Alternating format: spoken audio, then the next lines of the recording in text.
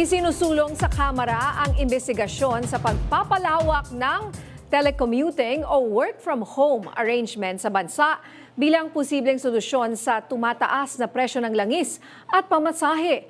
May umaarangkadang balita si Mari Ocampo. Maraming Pilipino ang nangangamba sa patuloy na tensyon sa Middle East.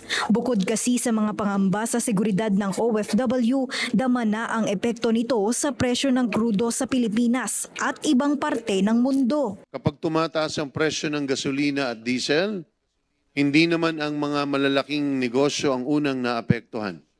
Ang unang tinatamaan ay ang mga araw-araw na kumakayod para lang may makain ng kanilang mga pamilya. Ang mga ordinaryong empleyado at manggagawa.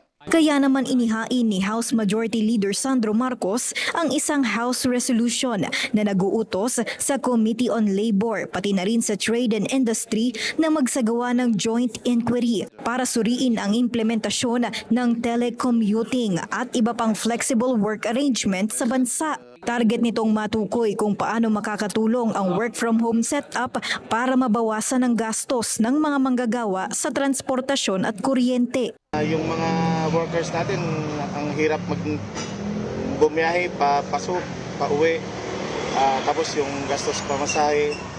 Gaya ng pag-work at home, ma-minimize mo yung gastos mo at saka ma-maximize mo yung oras mo sa bahay at sa trabaho.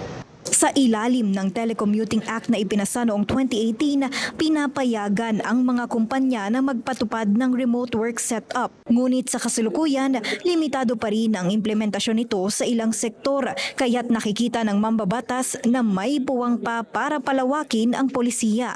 Inaasahan na ihaharap ng mga komite ang kanilang findings at recommendations kay Speaker Bogie D para sa posibleng mga bagong panukalang batas o polisiya. Ako, si Mari Ocampo ng PRTV News, nagsaserbisyo para sa Pilipino.